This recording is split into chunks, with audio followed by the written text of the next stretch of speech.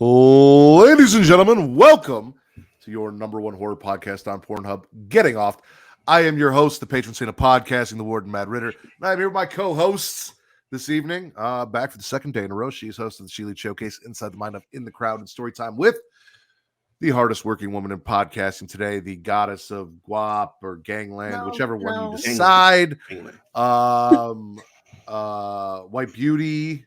Stop.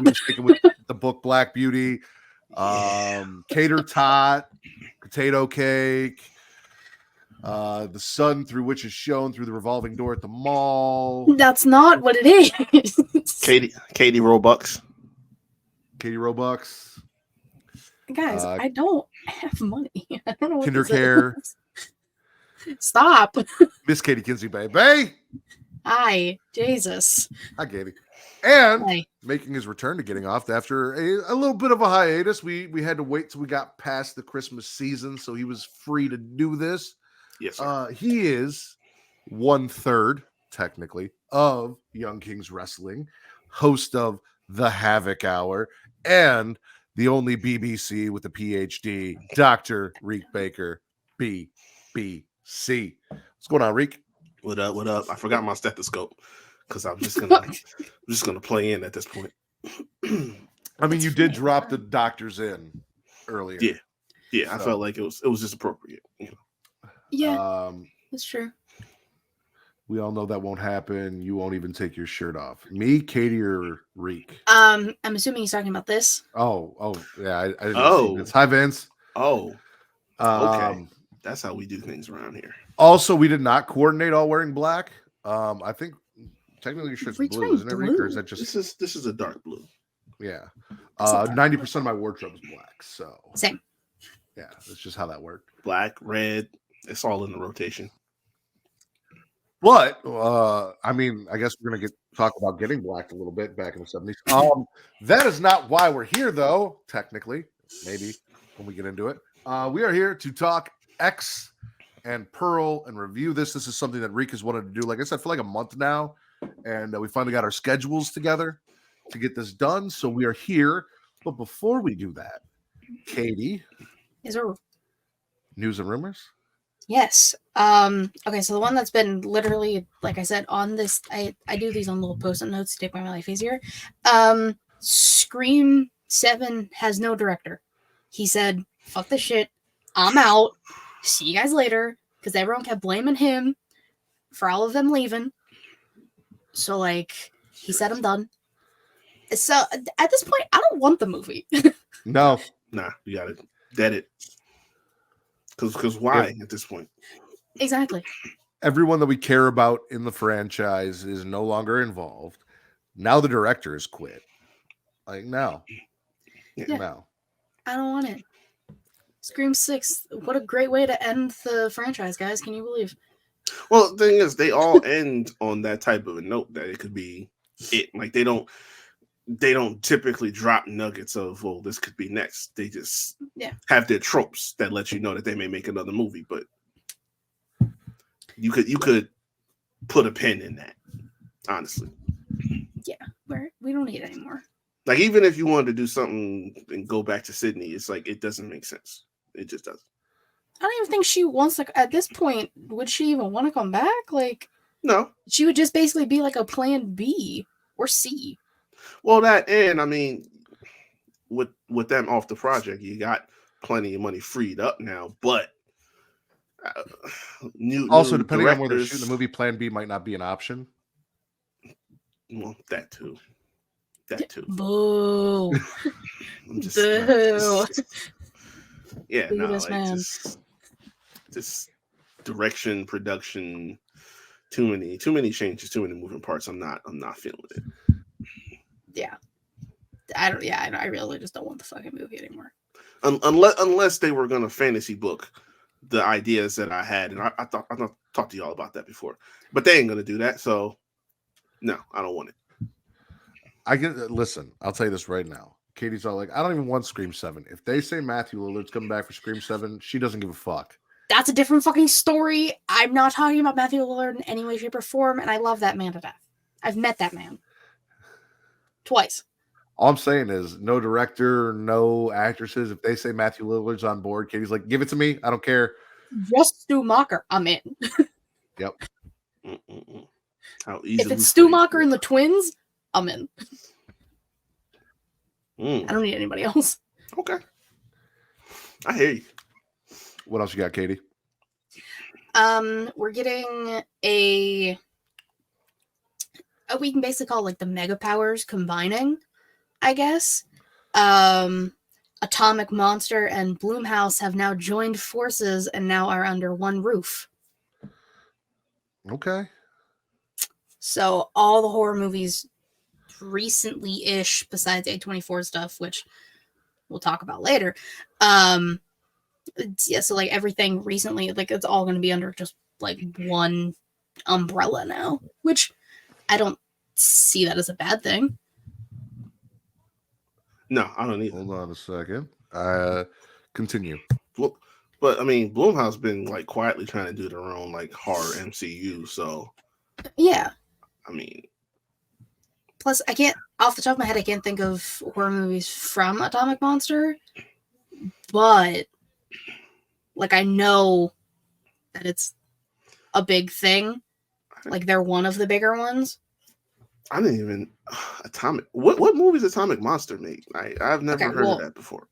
To kill time, especially because he had to escape for a second. I'm just gonna look it up because that's the.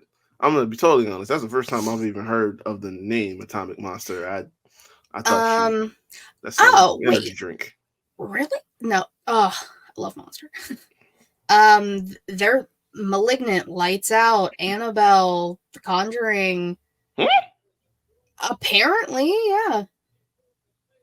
Those are like the newest ones. There's Someone Inside Your House, which I don't like that. Curse of La Llorona. Yeah. Oh. Well, just the most recent Conjuring movie. And then Annabelle Creation, Annabelle Comes Home. Okay. Well, I mean, yeah. I can respect that because, you know, Annabelle movies were good by me. I haven't seen Malignant, though. I heard it was haven't either. I'm glad. Look at that. I'm not the only one who hasn't seen something. Unmuted myself. Zoe woke up, so I got Kate. Oh. Kate was outside. I got Kate on that. I could hear her, and I was like, fuck. I kind of figured it was something. I kind of figured it was something with Zoe. So, I was literally looking up like Megan, all the Atomic Monster stuff right before I heard that, which all the Conjuring, all that good shit. Yeah. Then you get the Blumhouse, Halloween, everything else. So fuck yeah, let's go. First Omen is going to be a movie coming out this year. The trailer was released. I did not watch the trailer, but it's a prequel to like the original Omen movie, which I don't really like the Omen. Possessed kids aren't my thing. When was the last time you watched the Omen? Years ago. All I remember is that the remake was trash because when you try to do shot for shot remake it doesn't work. Like that movie was proof. Psycho was proof. Like it's not a good look. But then when you go to prequels, now it's like you got to present new information and new characters and all this other stuff, and that's too much of a roll of the dice for me, honestly. But if you want to check it out, the trailer is out. Like I said, I didn't watch it. I was going to, and then I kind of forgot. So, oops. You don't like the Son of Satan? Particularly. No, not a fan. I keep seeing it around now. At some point, I'll watch it and see how it's looking. We'll get there. So since Mickey Mouse became public domain, Steamboat Willie. Mm-hmm. We're getting multiple Steamboat Willie horror things. There was one specific movie, literally just called Steamboat Willie. There's going to be, I couldn't tell if it was a game or a movie based off the trailer I saw, but it's called Infestation 88. It's a game. Okay, that's what I thought, but then it like came up in movie things and I got very confused. And then there's going to be something called Mickey's Mousetrap, which is also a horror movie. So thoughts on Steamboat Willie? I mean, being a you horror know how icon? I felt about Winnie the Pooh, Blood and Honey, so which they apparently showed pictures of. I haven't looked at them, but for Piglet, I think Tigger. Piglet and and Christopher Robin in the next movie. I don't know, because Piglet was in the last one. I think they killed him. I never watched it. Hey, Tigger's gonna spoilers. Be I didn't either. Yeah, I hear spoiling it. I still might, but I'm pretty sure I spoiled it on our movies we watched in 2023 episode. Bold of you to assume I remember that episode. What do you mean bold of you to assume you remember? I don't that? remember You remember anything. so much. You remember everything. That is a lie. About podcasting and the shows that we do, you remember a lot. I remember most things. You remember White Beauty. That was traumatic. There's a difference. I mean, I'm just saying, they're out there somewhere, you know. No, I know. They really are. You should have heard about her New Year's adventures. We don't gotta talk about that on here. Come on now. I saw something in the thread not that long ago about it. Sounded very interesting. Guys, this is not the time nor place for that conversation. You're right. We have a forum. I don't for that know. as well. I mean, once we get into X, anyway. How fucking dare You know, you? we got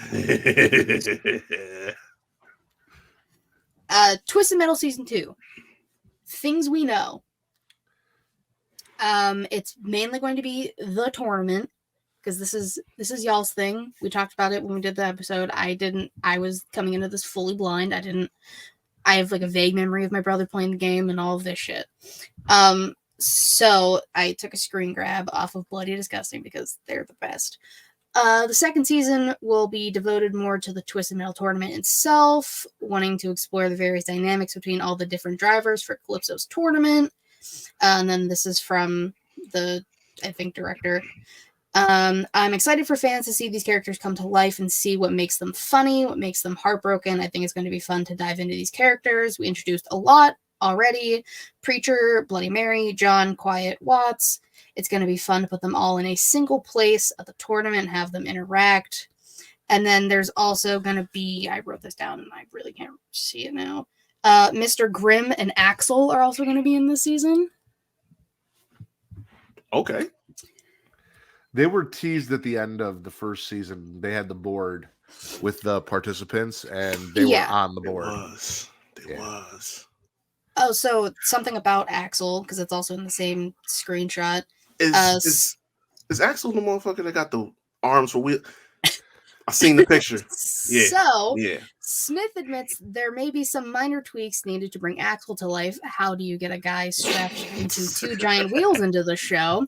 But he states that Axel will be treated with the same reverence as Sweet Tooth. That's all you got to say. I mean, because Sweet Tooth the way was I doing look at perfect. it is honestly. So when you think of the vehicle that Axel is, Axel for Katie, so you don't know. Think of Reek without a shirt on, holding onto two giant wheels, right? Okay. But you know how they have those? What the fuck are they called? They're like the motorized. They're not really skateboards, but like you stand on them and they go forward or back. Hoverboard? Oh, the hoverboards. Are they hoverboards? They're on wheels, they're aren't called they? they're called hoverboards, but Okay. Yeah. So think of a hoverboard, but with giant fucking wheels, like as tall as the person on them. And that's essentially what he's on. So that's really how they could do it, is using him on a hoverboard. I don't know exactly what we're going to do with the wheels and any other contraption, but that's really, he was a hoverboard before hoverboard was a thing. Yeah. He was. Cool. Okay. I mean, you could always like Vader that shit and have him like cut off at the arm and the rest of him is attached to the wheels. I don't know. Or horror wise, that Nightmare on Elm Street where the dude started becoming the motorcycle. Ooh. Oh, yeah. That would actually be fine. No, Was that 3? I think that was no. 4 or 4. 5. 4. My final answer is 4. Yeah, it was 4. It was 4. Yeah. Okay, cool. She was dream surfing in 4. It might have been 5. I think it was 5 because wasn't it her boyfriend was on the motorcycle? Yeah. Oh, you're right.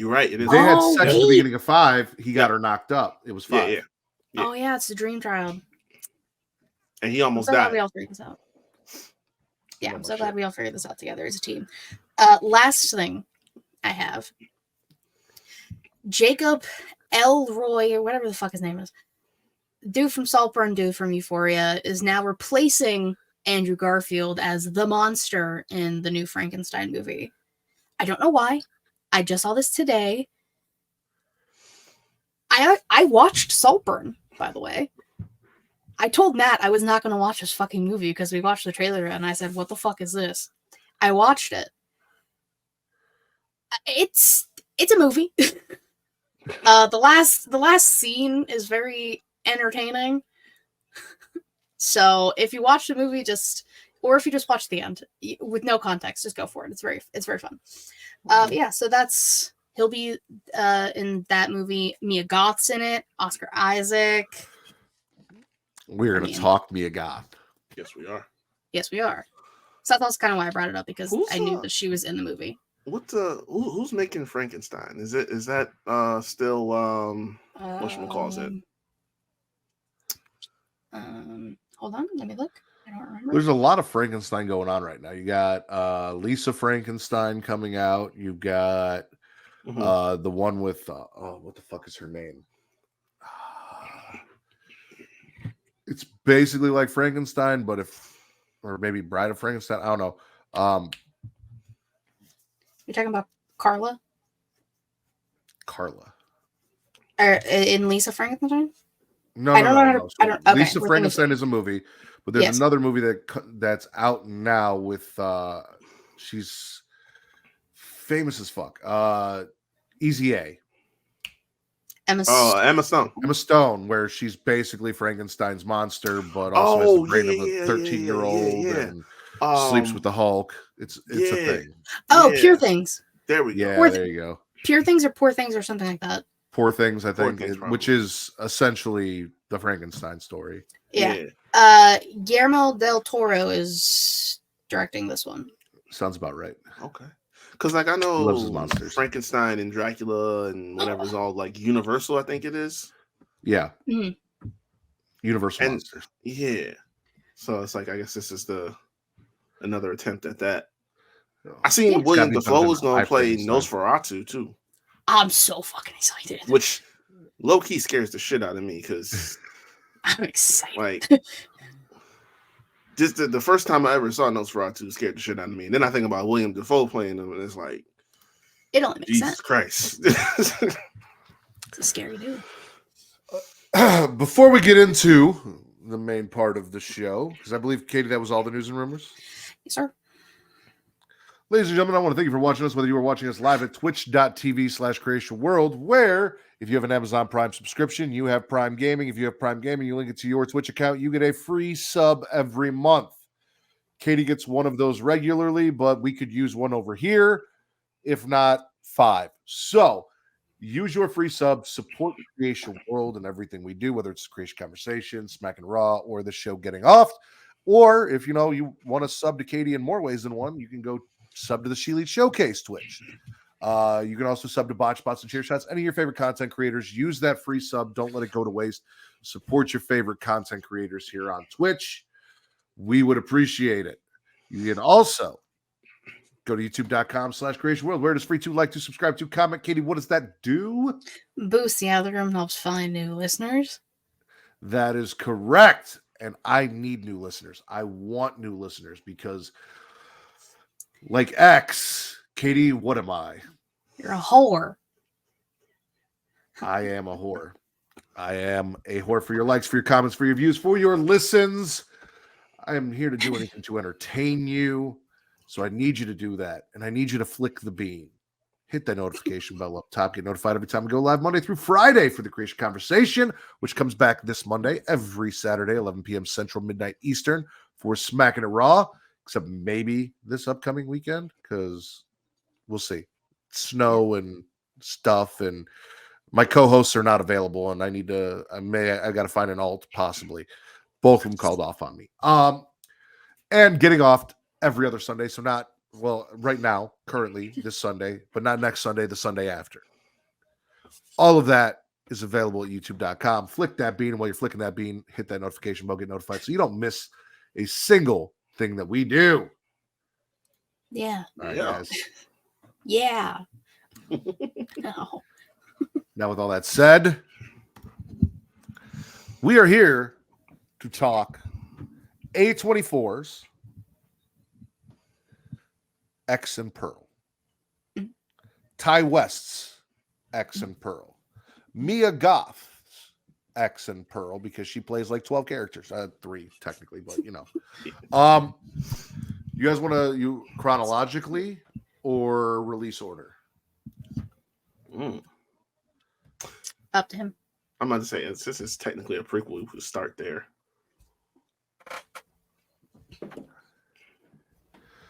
Well, how about this? Out of curiosity, Reek, start with you. Mm-hmm. Which movie of these two did you prefer? Oh, definitely X. Like 10 times out of 10. It's X. Better. 3 on that one. It's better. Oh, triple X, crazy. Speaking of triple X, the third installment, Maxine, has 3 X's in the name. It does. But we'll get to that. So yeah, you want to start with X or you want to start with Pearl? Start with I say we start with Pearl. Get the one that we liked not as much out of the way, and then save the good stuff for last. Yeah. So I'm assuming, like me, everyone here saw X first and then Pearl. Yeah. Yeah.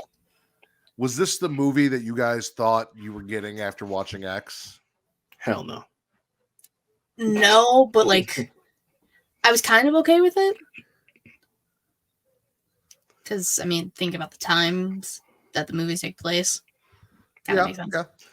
Yeah.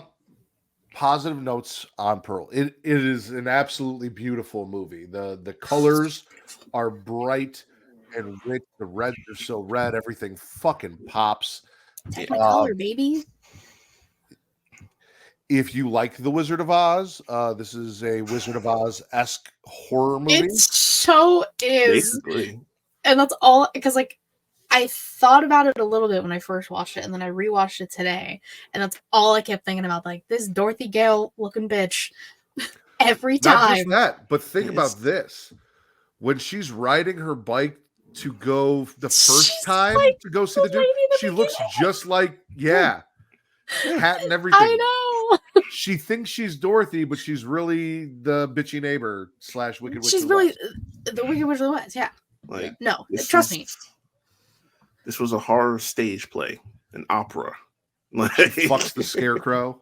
Yo, bruh. Like, well, yeah. Listen, if you dry hump an inanimate object to orgasm, that counts as sex. It does. It does. Okay. So like, you ever seen Superstar? So glad DC's here. Like she was working that tree. I'm just saying.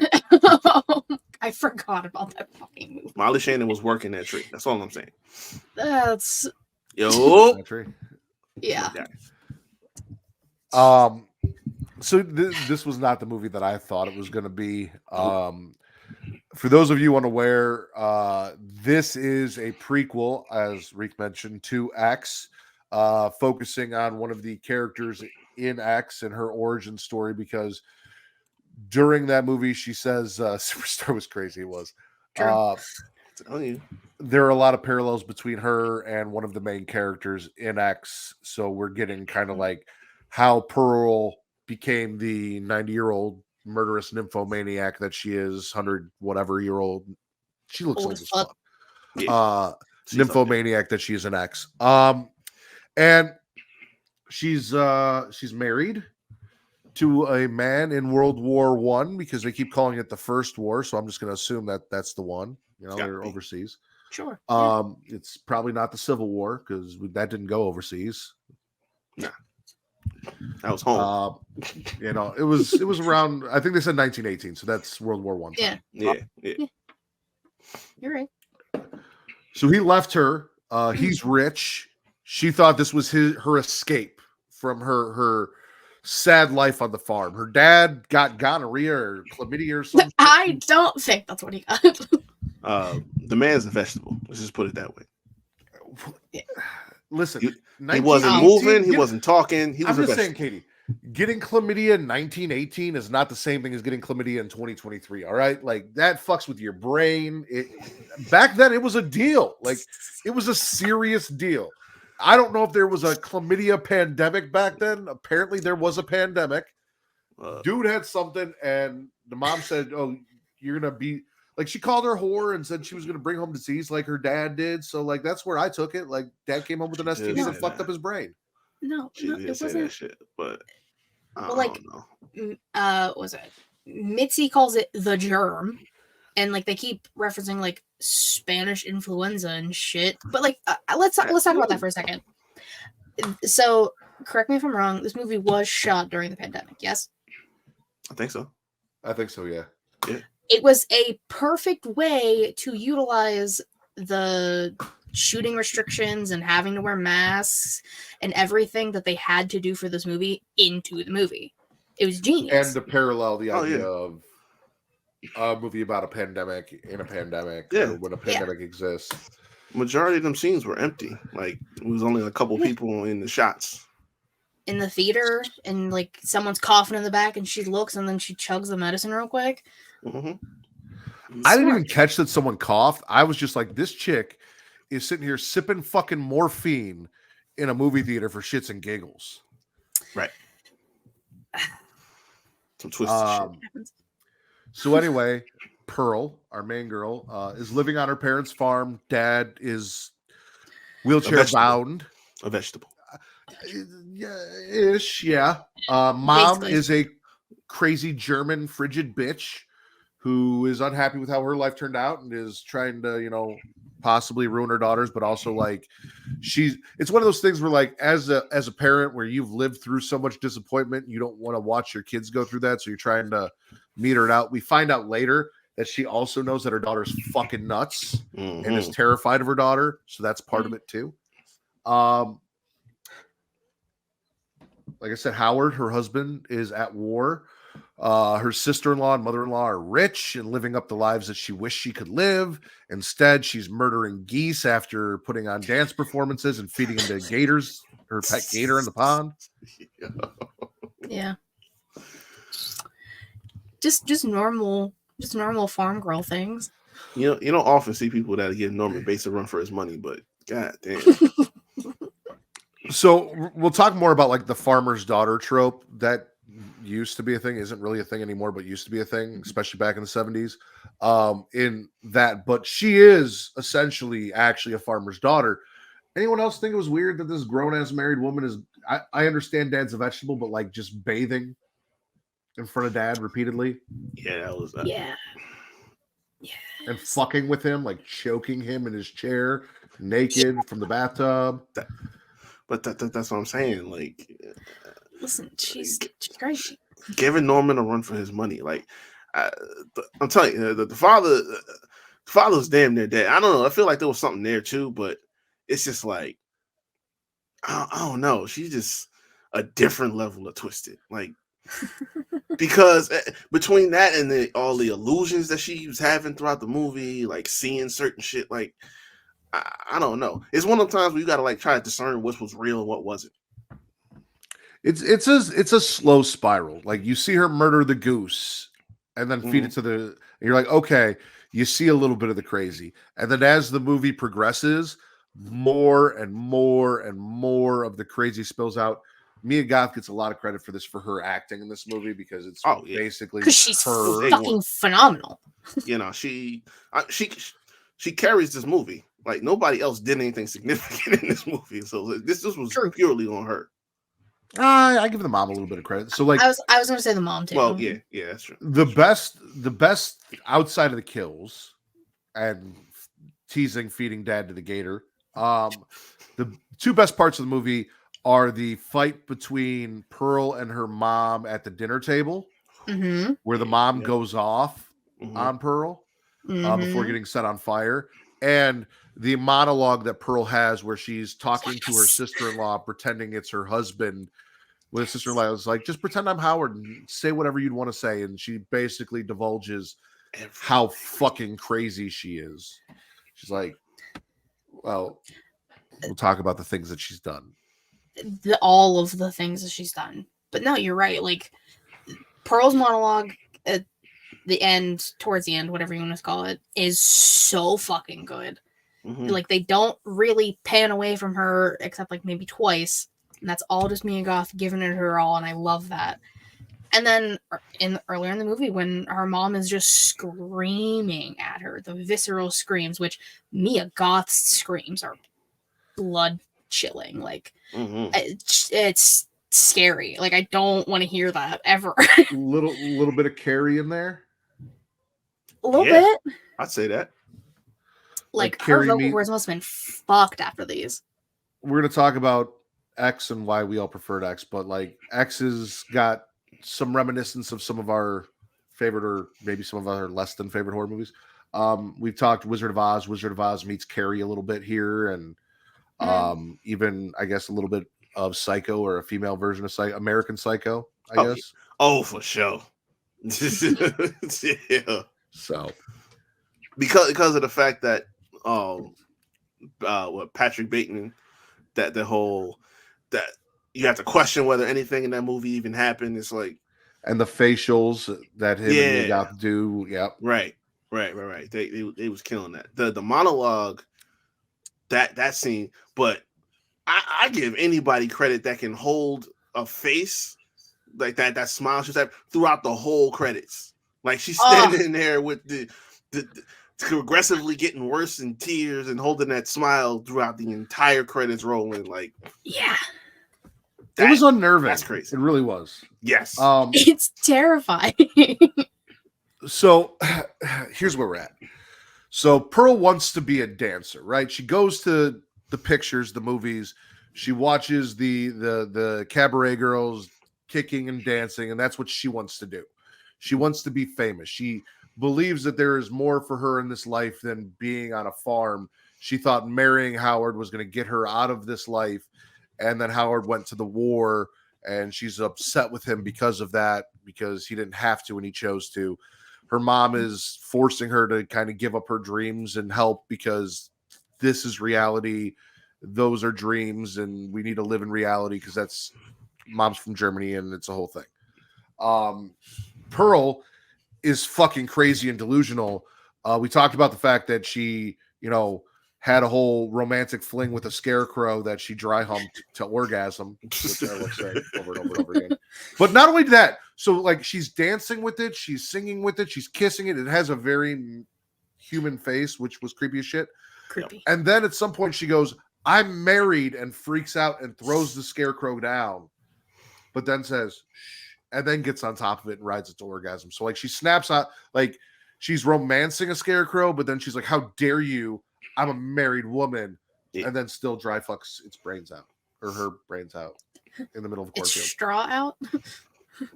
Yeah, I guess the scarecrow didn't have a brain. If I only had a brain. It's all the Wizard of Oz. Probably because Mia Goth fucked it out of him. That's why he doesn't have one. Hey, might as well. Like, that's a different level of crazy. So she goes to these pictures. She meets this dude who's a projectionist who's kind of hitting on her. She kind of blows him off at first because obviously she's married and blah, blah, blah. But after finding out that there's going to be an audition at the church that she can go and dance for, and she thinks this is going to be her big break, which I thought was fucking weird. Like, you thought a church dance troupe is how you're going to... Anyway, neither here nor there. She goes back to the projectionist. He shows her a porno, which... Again, there's a little bit of an nymphomania. Obviously, she dry fucked. Anyway, she's like, "Is this even legal?" He's like, "To do, but not to shoot." She then again brushes him off until after she sets mommy on fire. And then after setting a mommy on fire, because apparently murder is what really gets her motor going, she goes back and fucks this dude. And then he's like saying, oh, you should go to Europe. If you want to be famous, you go to Europe, blah, blah, blah, blah. She thinks this dude's taking her to Europe. She doesn't realize, like, this was a one-night thing. Yeah, no. Maybe a little longer till your husband. Like, he knew you were married. He knew this wasn't going anywhere. He was just having his fun.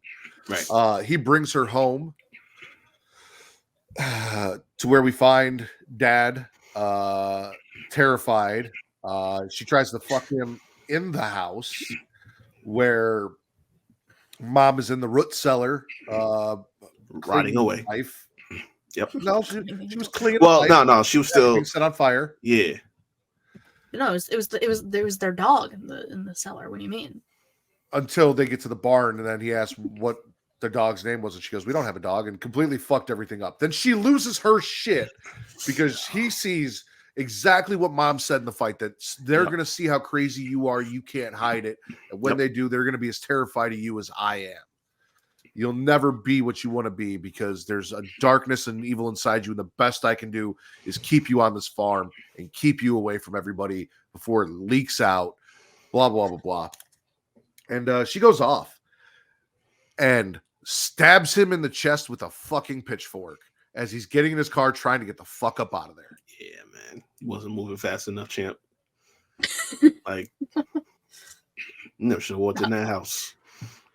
No, seriously, like, let me at least give you a ride home. I would have dropped her at the end of the driveway and moved the fuck on. That's what I'm saying. You knew she was married. Why are you going to go home and meet her parents and shit? Like, what the fuck were you thinking? You were just going to walk in and be like, "Hi, Mom and Dad. I'm the guy that your daughter just cheated on her husband with." Like, this is 1918. This isn't fucking. We didn't even have phones like that. Like, how you know the husband wasn't home? True. Like, they did pass a soldier on the way. That's what I'm saying. Like, you risking your life for a chick you just met. Like, even in 1918, that's down bad. I'm sorry. So she murders him. She rolls the car into the lake and feeds Theta, her gator. The car is still like sitting half out of the lake, but I guess cops don't really go out there, so it doesn't really matter if there's a car hanging in the pond in the back. I don't know.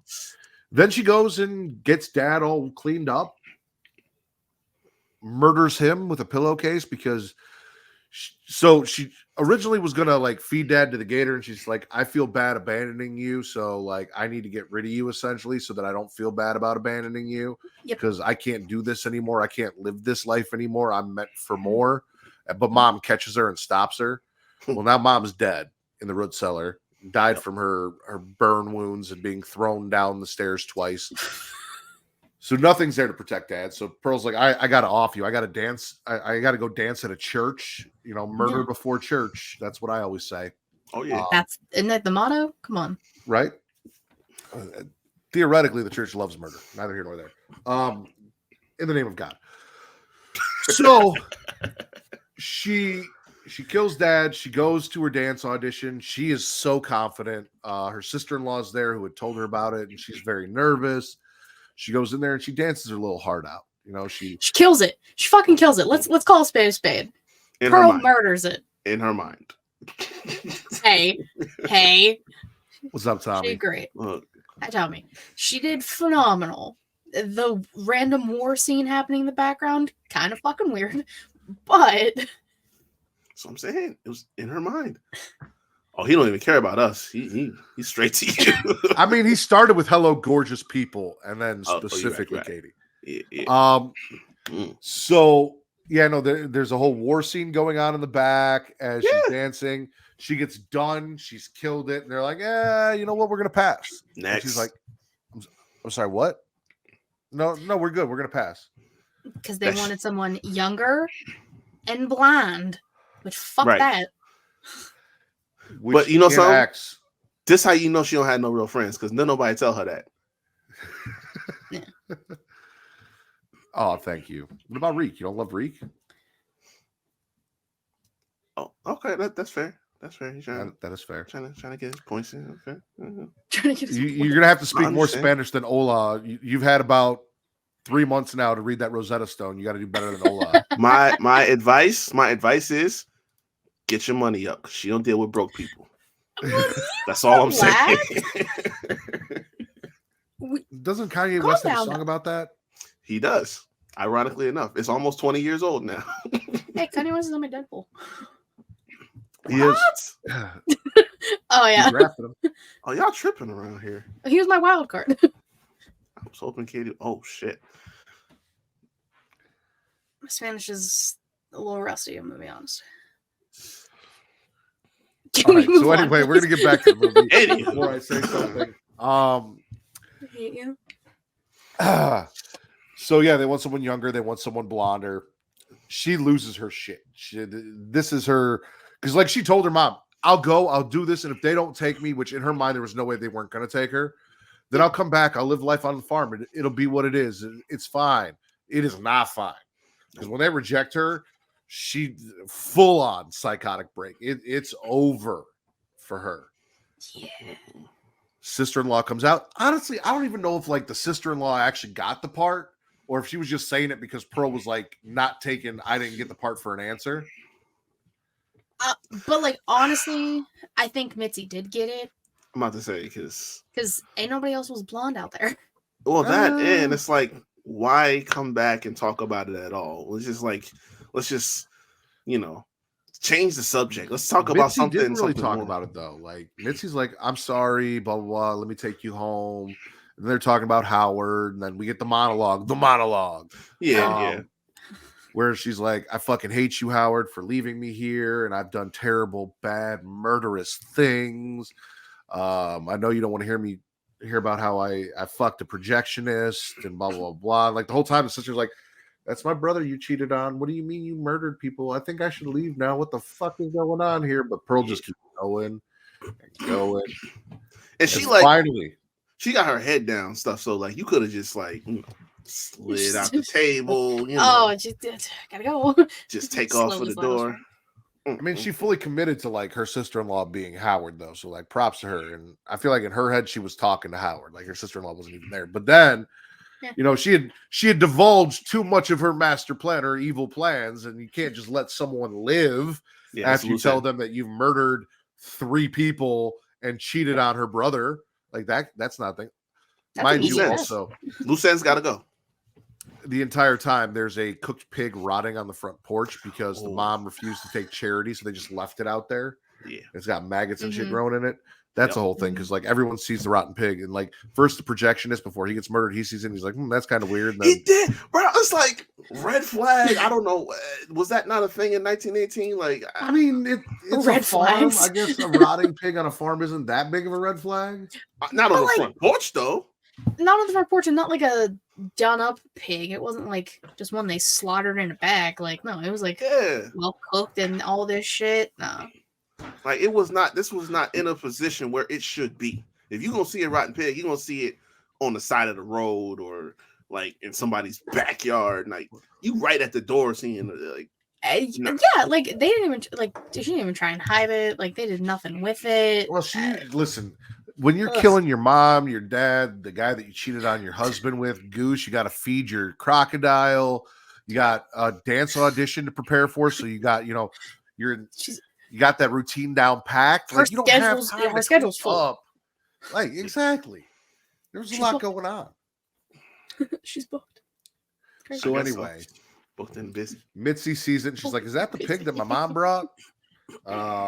Yes, it is. Goes inside, still does all this shit. And then Mitzi's like, all right, well, you know what? I think I'm going to go. And then Pearl's like, congratulations. She's like, for what? And she goes, you got it. And she goes, no, I didn't. Don't lie to me. But Pearl, don't lie to me. Just be honest with me. She's like, okay, yeah, sure. I got the part. And I think you fucked up by hearing all the bad shit she did, but you're really fucked up by admitting that you took away her dream and you're the one that got it. Because that whole, like, if not me, at least it was you, that was all bullshit. Because Pearl follows her outside. And props to Mitzi, because, like, she played that cool as shit, right? Like, yeah, she did. She's like, no, listen, I don't think you're crazy. I love you. My mom's worried about me. I'm going to go. And she walked calmly out the door. She didn't run or freak out or until Pearl went and picked up that axe, and then it was time to get the fuck up out of there and fall. When truth be told, she should have been sprinting from the second she got to the door. Once she got off that porch, she was in like heels. There was gravel. She would have fallen anyways. Listen, this is life or death. You take them damn shoes off. You act like you at a track meet. You get moving. Like, do what you got to do. Damn, man. This made us focused. I got it. Man. Every question you get right. Anyway, standing on business. I'm gonna go back to this scene specifically because I love that it was just one shot. They just stayed in front of Mitzi, and you can just see Pearl slowly in the background getting closer and closer until that axe hits her back once, and then is game over. I love that shit. And again, with the Technicolor, it's so beautiful. Yeah. Can you answer him? I'm not answering the question. That's great. Like the man. I'm not. Listen, you can always grow a mustache back. Why don't you just try and shave it and see what happens, Tommy? It'll grow back. Give him some feedback. So after all this is said and done, she hacks up Mitzi, her sister-in-law, feeds Mitzi to the gator. Love like the toss of the head and the gator catching it, like you're throwing a ball to a dog. Like a ball to a dog. Cleans up the house, goes and gets mom. She cuddles with mom a little bit in the basement. We find mom dead on the stairs, like trying to escape and dead. Mom's singing to her in German and shit in her own crazy mind, not in real life. Yep. Then she goes and gets the pig, puts it on the table. Mind you, still rotting, still fucked up. Makes up a nice dinner. Dead dad's dressed up at the table. Mom's up at the table. They have a nice dinner together. Howard comes home. And this is what the fuck Howard walks in on is dead mom, dead dad, rotting pig at the dinner table. And then as Reek and Katie mentioned, when he finally sees Pearl, that just forced crazy smile that leads us into the credits. Here's where I take issue. I need to know how the fuck she convinced Howard to fucking stay with her after, because we know Howard's her husband in X fucking 100 years later. Yep. Not 100, but yes. Listen. It's not 100 years. What was it, the 70s? 79. Yeah, I guess. Okay. Never mind. I was thinking when the movie actually came out was 100 years later, and she looked 100 Yeah. years old. No, you're correct. Right. The 70s. I'll give you that. But hold on. From 1918 to 1970, 79 to 60 something. She's already 20. So she's at least in the 80s, maybe 90s. Like, so it ain't too far off. Just let me be right once. No, you were right. It was not 100 years. You were correct. I mean, it was 100 years from 1918 to when the movie came out, probably, but not anyway. Oh, that's it was 2017. I don't know. Yeah. All that. That's the math I was doing. That was on me. That's not it was set in the 70s. But look, I don't know. To answer your question, after she finally unfurls her face, she probably just busted open on the floor for him because he hadn't had none. He'd been off in the war. She had to put something crazy on him. We've talked about this because Katie says, what was it? You, me, and Will were talking during an episode of Getting Off, and you said you don't fuck crazy. And me and Will are like, that's a rule? That's a thing? When did that happen? Because well, I think the correct phrase I said was you don't stick your dick in crazy. That's correct. Again, never heard that. I've really ever done. Thank you. So, including the lady upstairs. So, oh my god. Like, but if she rode me the way she rode that scarecrow, I guess I could see it. I'm telling you, like that's the only way. Because I thought the same thing, but it's like, listen, hypersexuality, on top of manic depression and over whatever she got going on, that wild emotional cocktail that she got going on, she did something crazy to this motherfucker to get him staying. I mean, she also probably told him, yeah, well, if you try and leave, like, I'll kill you too. I murdered your sister. Listen, we saw where her and Harold, not Harold, her and Howard Howie. were in the 70s. He talked about how she was always the most beautiful thing he'd ever seen from the day he met her, and blah blah blah. That man was in love with her. It had, that did not feel like I stay with you out of a forced relationship sort of thing. I mean, we don't know, and we're not gonna get that answer because the next movie is coming out is all about Maxine. Sequel, yeah, to X.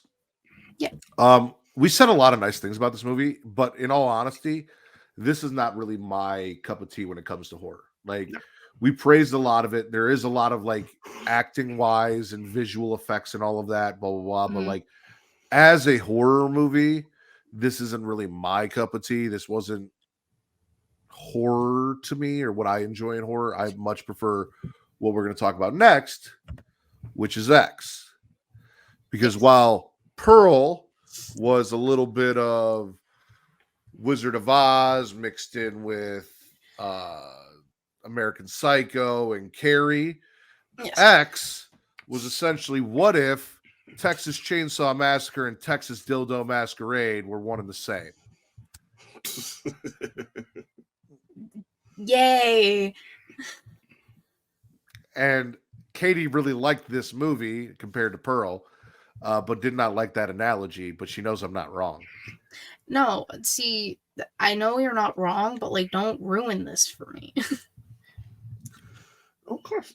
I mean, look, I say the same thing. Like, you know, what was not to like if you are an appropriate fan of the genre?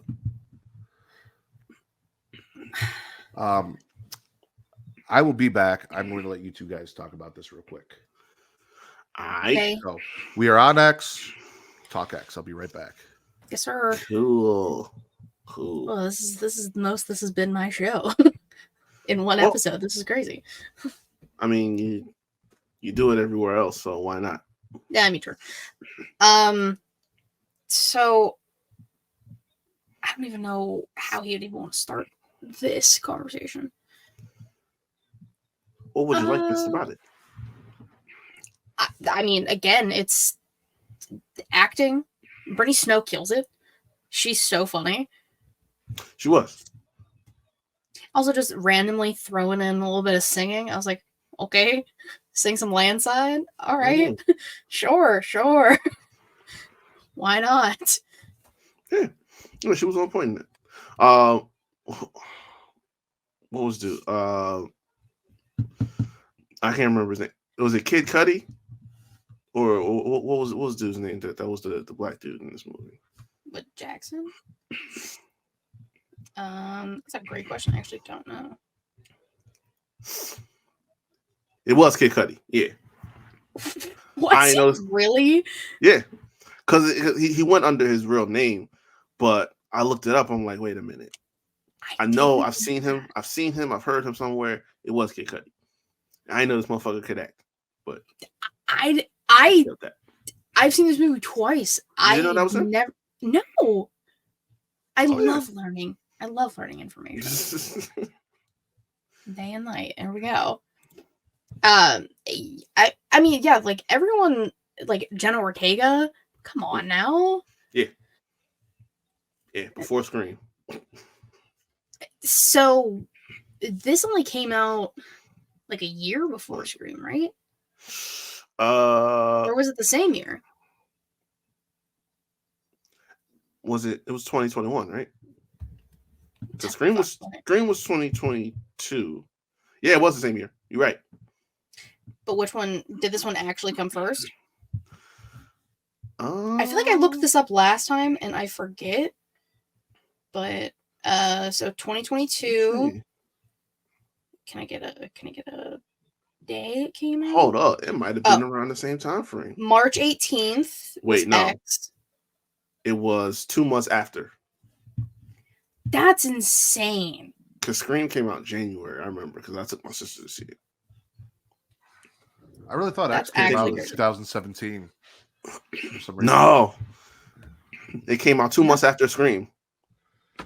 which means Pearl couldn't have been done during the pandemic. It would have been post-pandemic because obviously X was post-pandemic. But I mean, they still could have been under restrictions, but two things. One, this is not the most that's ever been your show because there was that whole show where I didn't have headphones for the entire time, and you hosted that one. But you're still on screen. Listen, remember that conversation we had about me not feeling well? Oh yeah. So okay, handling business mid-show.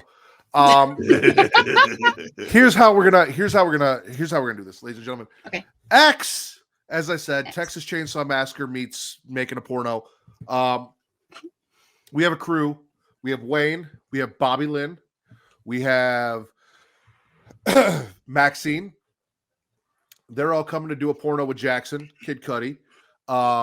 In the 70s, interracial porn was a thing, and black wasn't a thing yet, but both these women, or technically three of them, are about to get black.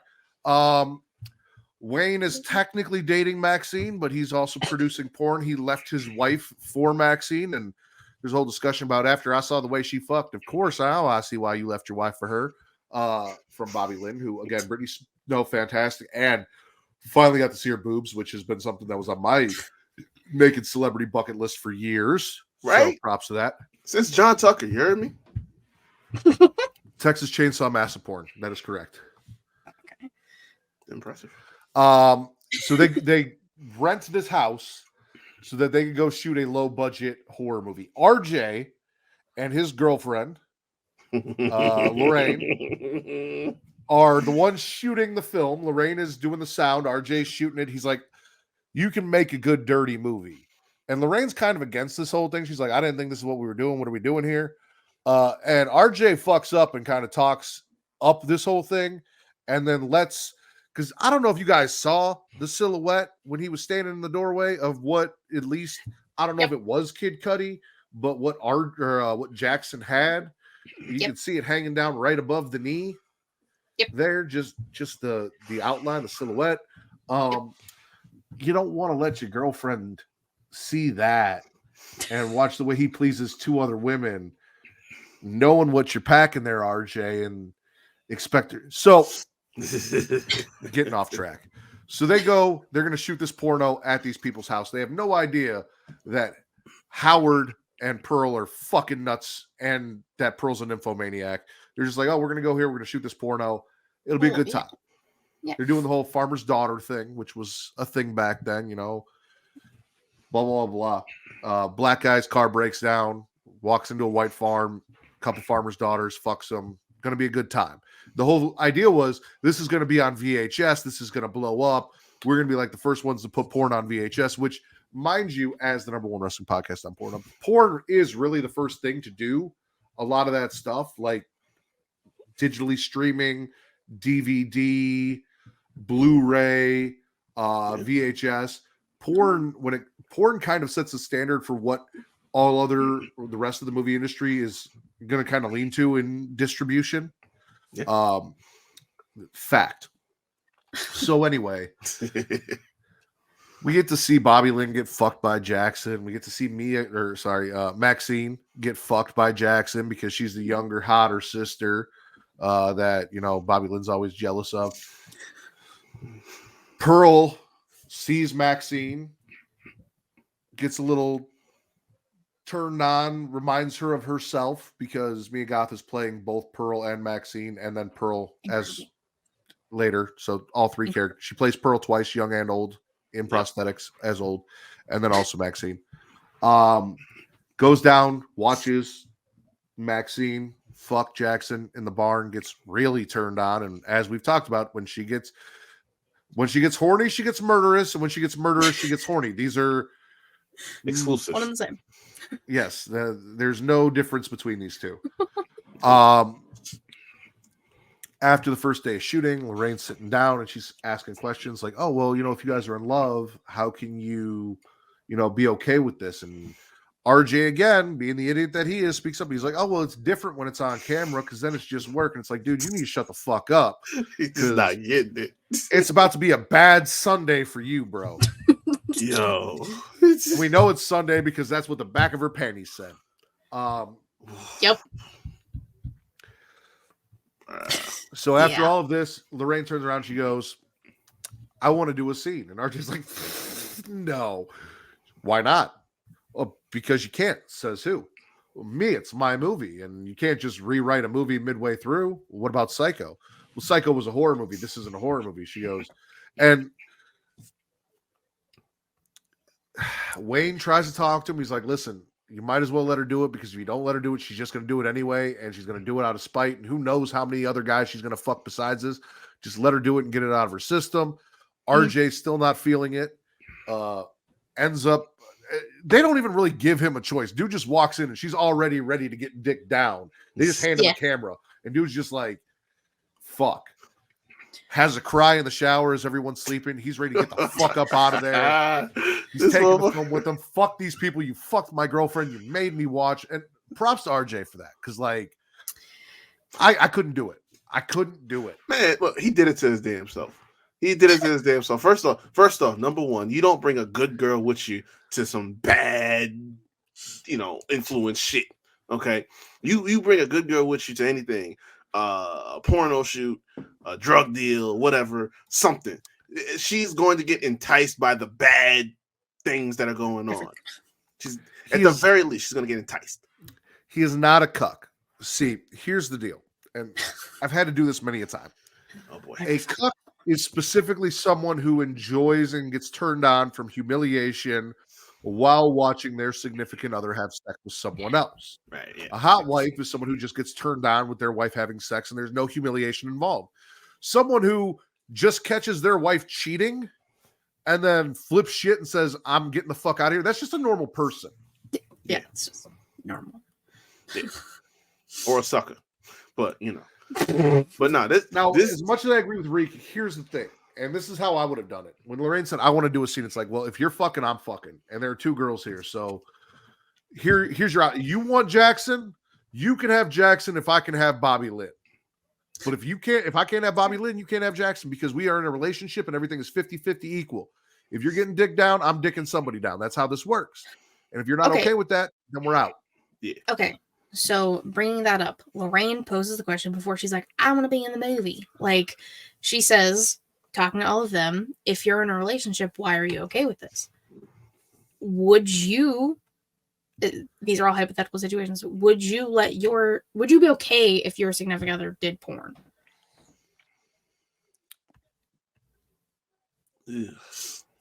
There's a lot of factors in that. I have talked about this. I feel like if it's a 50-50, we both know that we're going into this, we're both getting something out of it.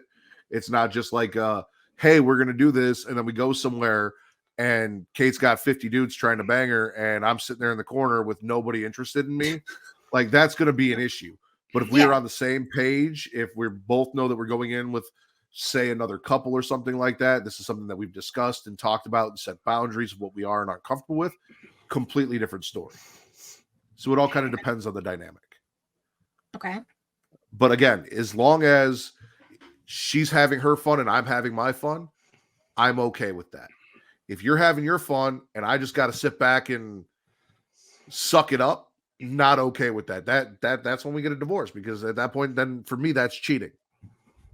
When you decide you're going to fuck somebody else and I say no, and you decide you're just going to do it anyway, now you're cheating. Well, yeah. I want to hear the answer down here. Oh, me?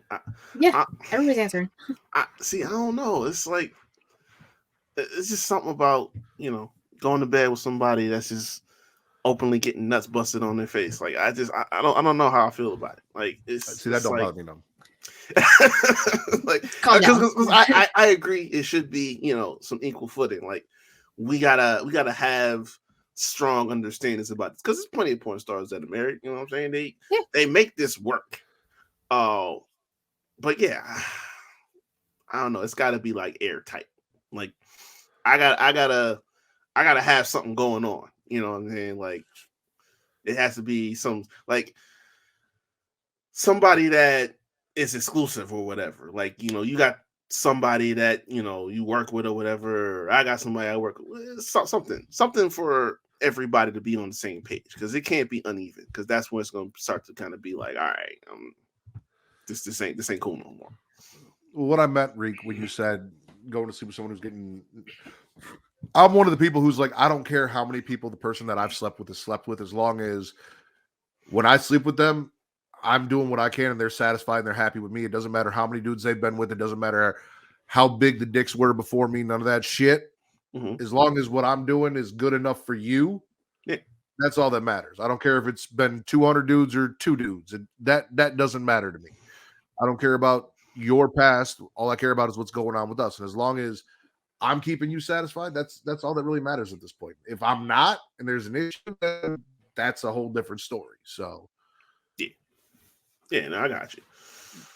Yeah, it's I'm not gonna say no. It's just, you know, like I said, it's gotta be there's gotta be some ground rules, like a motherfucker. That's all. I can't. I don't abide by that double standard of I need a woman that's had less guys than I've had girls. Like, oh yeah, if I had a hoe phase and you had a hoe phase, we're equal. It that's happened, what I'm saying. and hopefully we're both just good enough at it that we're having a lot of fun when we're doing it. Like, we all done been in that scenario where it's like, you know, somebody said, oh, she got so many bodies, so you should never mess with it. And it's like, oh, well, you know. Why does that matter? Exactly. Who cares? Exactly. YOLO. So Lorraine does it. We actually don't see Jenna Ortega. We see Mia. We see Brittany Snow. We do not see Jenna. We just see her in a yellow bra and a white pair of Sunday panties because she's a good girl, and that's what good girls do. They have the day of the week on their panties, so they don't forget what day it is. So you know they're clean, I guess. I don't know. Okay. Fair enough. Okay. He can't take it. He's getting ready to bounce. Like he's ready to drink some out. bleach. I'm out of here. I'm taking this movie. Fuck these people. Good luck getting out of here without me. He gets in the van. He tries to pull off, and there's Pearl, and she's just standing there. And I feel like he could have just drove around her, but instead he gets out to make sure she's okay. Well, he doesn't know she's crazy. Yo, she's got her hand behind her back. If I can't see your hands, I'm not approaching you. And she does. She caresses him. She gropes him a little bit. She's moaning in his ear at 117 years old. And then starts stabbing this motherfucker and then mounts him like she did the Scarecrow in the prequel. Does the shh thing. But then starts murdering this motherfucker to orgasm. So instead of dry humping, it's stabbing. Wow, Don't Fear the Reaper's playing in the background. I was just gonna fucking say that. like what a good song to play in the background.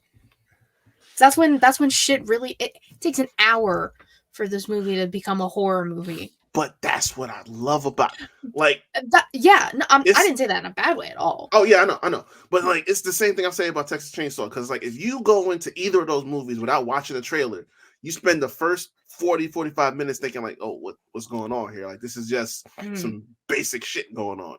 But then one scene, it just snaps into overdrive. Like they go into the house, what's his face walks into the house to the back door, here come Leatherface, smacks you in the head with a hammer. Now shit just got real. The same thing with this scene. It's like, okay, she's being a creep. You don't think she's homicidal or nothing like that if you don't know going into it. And all of a sudden she's just jabbing this motherfucker in the neck, painting the car's headlights with the blood and everything like that. Like all of this shit got crazy.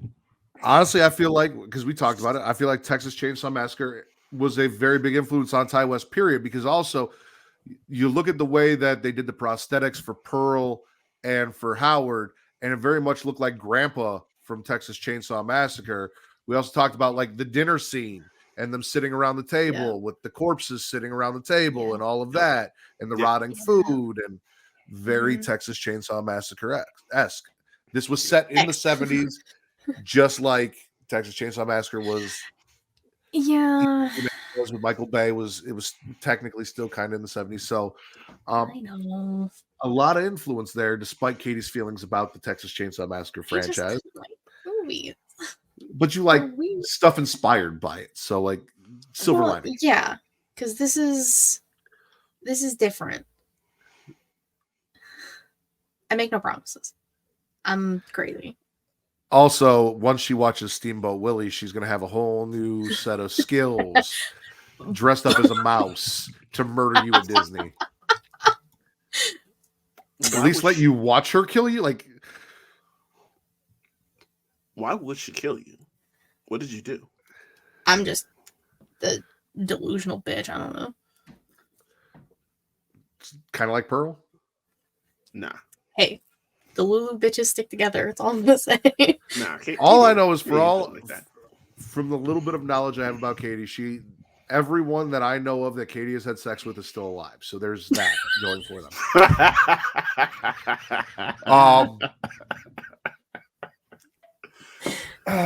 Fucking damn it. As far as I know. This is ridiculous. Okay, thank God, makes me feel better. So anyway, this is when it becomes a horror movie. We've got Wayne in his tidy whities looking for RJ out in the barn. Wayne's murder is probably my favorite murder in this whole movie. Out in the barn. Oh, hell yeah. Yeah. We got our boy Jackson greeting the old white man from Texas with his dick out, which that was really stupid. That was a bold really stupid. First off, you black as a black man in the 70s, right? And you just holding your shit out plainly, you making him feel inadequate as it is. He can't do nothing because his heart ain't working. So you got that going on. You done been piping everybody in this house, and you got your shit. Like, come on, bro. That is actually a very good point that we kind of brushed over, because I had notes and I've just kind of stopped because again, because that's not fun. So Pearl is trying to fuck Howard because again, 117-year-old nymphomaniac murderous queen. Howard's like, queen. I want to, I really want to, but my heart just can't take it. And she doesn't give a fuck about Howard's heart. She's just trying to get dick down. She's been watching shit. She's all turned on. Apparently, there was some hippie or something that came through. It was the same shit. Howard's just murdering these people because they keep getting Pearl all worked up. And he's like, you motherfuckers keep coming around here with your dicks out and your sex, and you get my wife all horny and shit. On my cover. And now we got to deal with it. On my cover. Now I got to kill people. Yep. So Wayne gets it in the barn. How does he die again, Katie? So first he steps on a nail on a piece of wood just randomly there, and then he gets a nice pitchfork to the eyes. Which Jackson is like, hey, I'm gonna rock with this old dude. Let me go put some underwear on. I'm gonna help you go look for your wife in the swamp. Put his skivvies on, because once a Marine, always a Marine, and apparently they were both Marines. So like, okay, that wasn't gonna save you. I was waiting for Jackson to get eaten by the alligator. Me too. The first time I watched this, I was like, dude, he's going to be the one. This is fucked up. They're going to feed that man to the gator. Why are you out in this swamp? Don't do this dumb shit. Yeah, he did not. He was not the one. He ain't the one. Bobby Lynn was. So while they're looking for Pearl is getting into bed with Maxine, and she's got blood all over her, and she's smearing blood on Maxine and kind of feeling her up and groping her because, again, horny 70s nympho, 117-year-old maniac. Maxine wakes up, freaks the fuck out because why is this old lady trying to finger me? And why is she covered in blood? Right. Goes and talks to Bobby Lynn. Maxine's going to get cleaned up. Bobby Lynn confronts Pearl. Pearl shoves her in the lake. Crocodile comes. Bye-bye, Bobby Lynn. Bye-bye, Bobby Lynn. Because Pearl called her a whore, and she didn't take bitch slapped her, too. It was crazy. Yeah. And listen, I give Shorty credit for standing on business, because the second she flipped the switch and started talking about a whole this and that, it's like, oh, no, you're not about to do this, because I came out here to be nice to you. And now you just do me in disrespectful, and I didn't do that once to you. So yeah, like put her blanket on her because Pearl was walking around naked. Like, I also forgot to mention that at some point Lorraine went to go look for her boyfriend and got thrown in the root cellar. Oh, Howard's like, you just shut the fuck up and stay down here. We're gonna hold on to you. She got it the worst out of everybody. She's the only person I genuinely felt bad for. Oh yeah. God damn. We'll talk about it because I mean, in a way, listen. If you had decided not to get blacked in the 70s, then maybe everyone would still be alive. This all stemmed.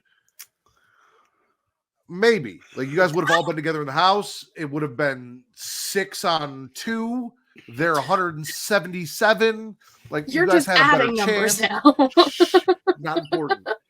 I mean, but what are we going off of horror movie rules? Like, Well, hold on. She, against her boyfriend's will, decided to fuck Jackson, which led to RJ leaving, which led to RJ getting murdered and dry fuck. Blah blah blah blah. well, somebody was gonna catch it. Spiral. No, that's a different movie. We covered that already.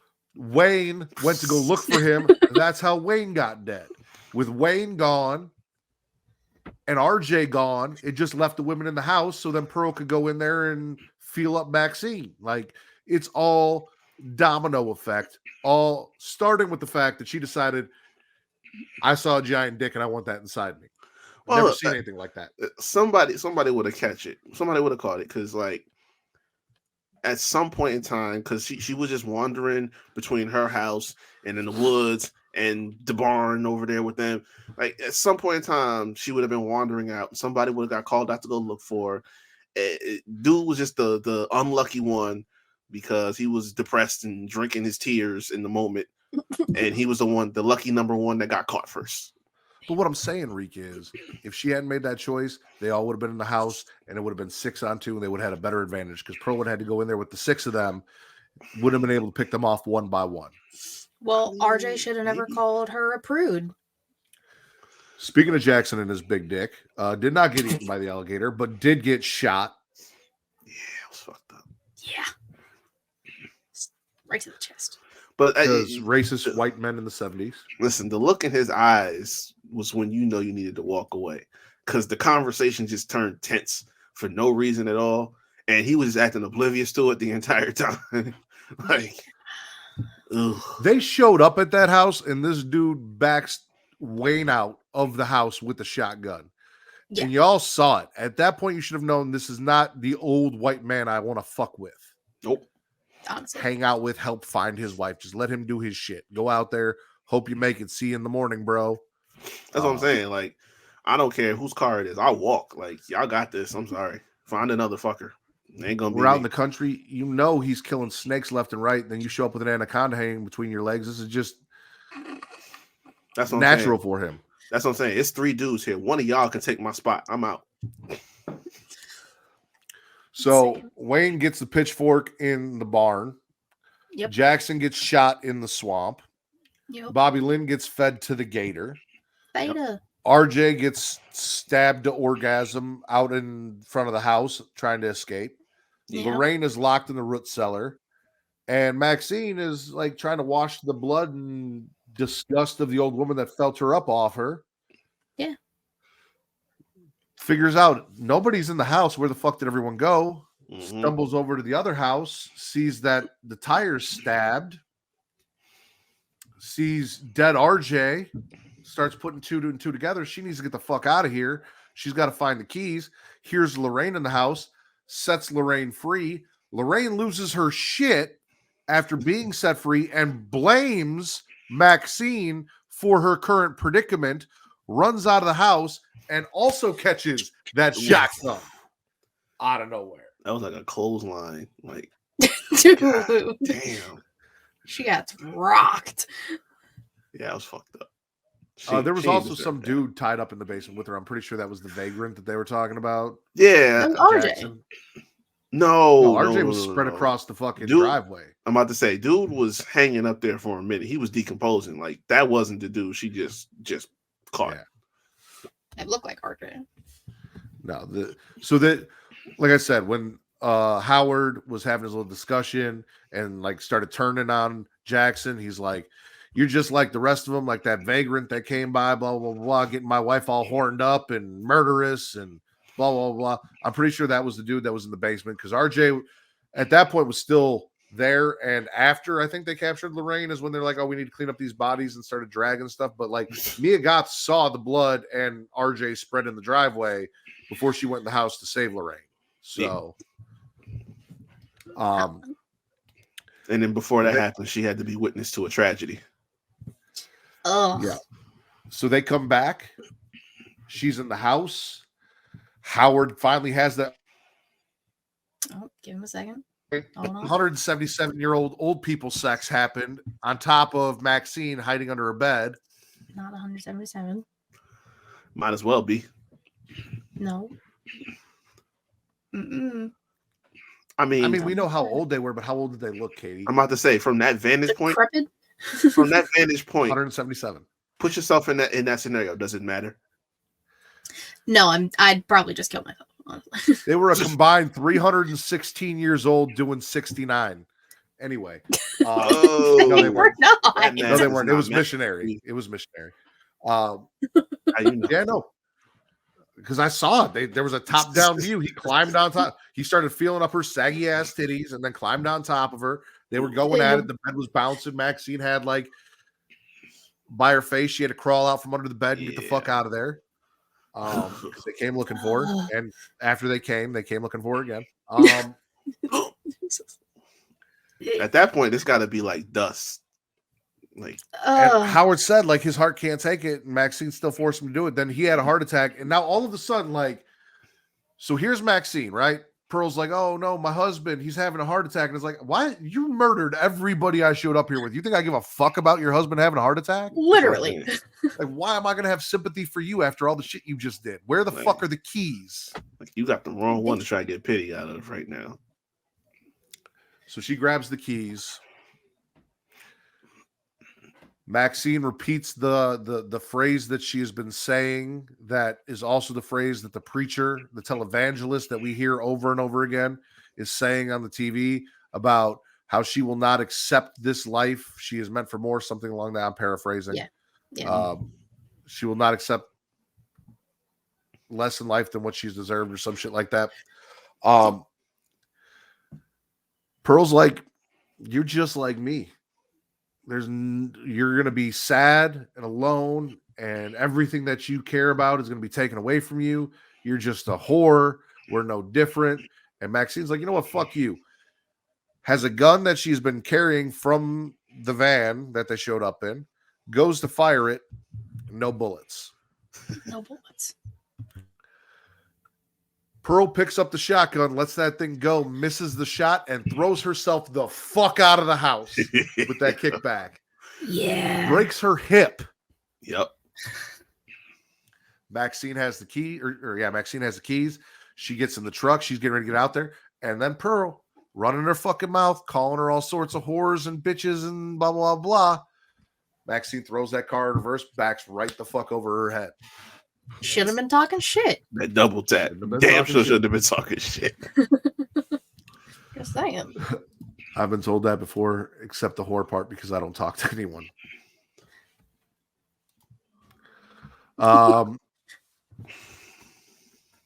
Then we find out the televangelist is Maxine's father. Mm-hmm. He reveals a picture of his daughter who got in with the wrong crowd, and hopefully she comes back and she comes back to God and blah, blah, blah. So now we know, whereas Pearl was the daughter of a farmer who had dreams of becoming a dancer, Maxine is the daughter of a preacher who has dreams of getting fucked on VHS for the world to see and becoming a famous porn star. Yeah. Hoorah. We will find out in Maxine if she is also a horny, murderous psychopath. It's gotta be. Probably. It's gotta be. So I think we all agree, especially with like the 3 X's in Maxine, we're hoping for a little more X and a little less Pearl in Maxine. Yeah, it needs to be. Yeah, I mean, it more than likely is going to happen because I think Maxine takes place in like the 80s. Oh, that's even better. It's like, I mean, she was already snorting coke and fucking, so like, I'm about to say, like, it's gonna be a whole lot more of that. Oh yeah. But Maxine gets out, not really scot-free. Like everyone that she cared or that she was with is dead, but she's got a truck. She's on her way out. She's free. She's a final girl. And it's in LA in the 80s.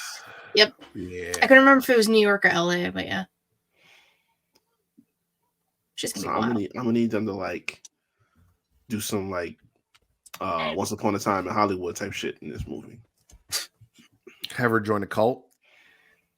Well, I mean that's kind of during the time frame, you know. Yeah. So it fits. yeah. Like I'm down with that. Are we a little more? So I was very excited for Pearl after X, and then, like I said, Pearl wasn't a bad movie. It just wasn't what I like. It wasn't for me. Nah. And then I wasn't really excited for Maxine after Pearl. But the more that we've talked about all this and the hopes that we get more of X and less of Pearl, I'm a little more excited for Maxine. Yeah. Yeah. They dropped like a little teaser. It's like it's something that I'll at least take a look at. Yeah, I mean, like you said, purposely putting 3 X's in Maxine. Like, come on now. Trying to see if I got everything in my notes. Yeah. Yeah, I think so. I think we're good. You guys got any final thoughts before we get out of here? Trying to think if I missed anything. I don't think so. Shit. Yeah, I don't know. I think I'm good. There's one thing that I liked in both movies that they did. It's the same opening shot with the barn. Because like then X, it's like open and then like it goes out into everything. And then for Pearl, because it's very like 1930s movies-esque type shit, like opens up and then this beautiful Technicolor shit, but it's the same shot, just slightly different. And I love that. There's continuous themes in both movies that I like that they did. Yeah, for sure.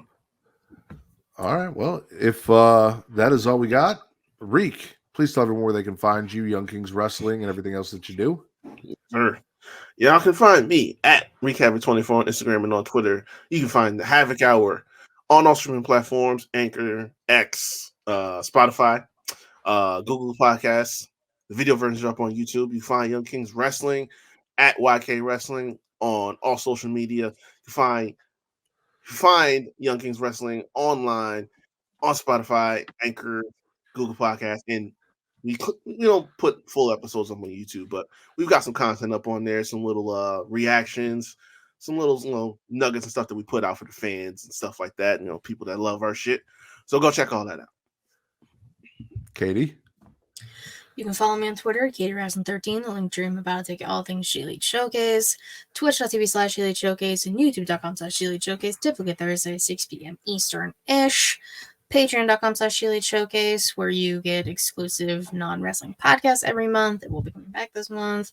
Inside the Mind of will also be coming back this week. Woohoo!